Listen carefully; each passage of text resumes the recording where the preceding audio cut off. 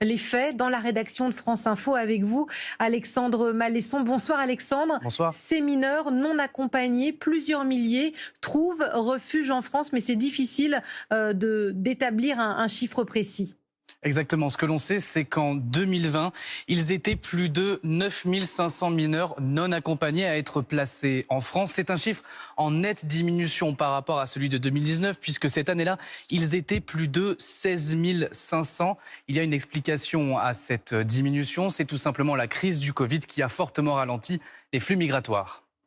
Alors que se passe-t-il quand ces jeunes non accompagnés arrivent dans notre pays ?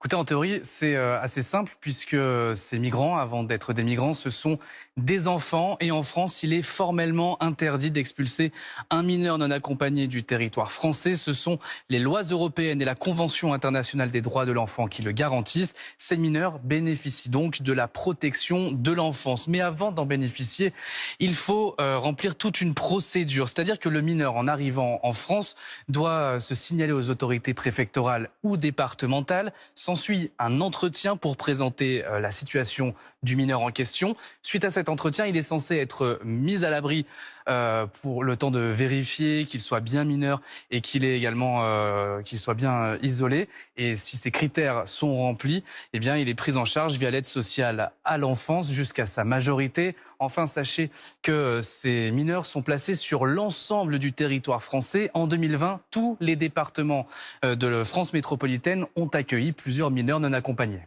Alors ça, quand ils sont mineurs, et qu'est-ce qui se passe quand ils atteignent la majorité ? Eh bien, une fois qu'ils ont 18 ans, ils peuvent se voir délivrer une carte de séjour. Mais là aussi, il faut remplir certaines conditions. Je vous en ai noté quelques-unes. C'est une liste non exhaustive. Mais par exemple, il faut que le mineur en question, devenu majeur, suive une formation professionnelle. Il faut également qu'il n'ait plus de lien avec sa famille dans le pays d'origine. Ça, cela concerne surtout les mineurs qui sont arrivés en France à moins de 16 ans. Et puis, ça peut être également une bonne insertion en France et dans la société française. Ça, comme je vous l'ai dit, je vous le rappelle, c'est ce qui est censé s'appliquer en théorie, mais certaines associations alertent que dans la pratique, ce n'est pas forcément ce qu'il se passe. Merci beaucoup.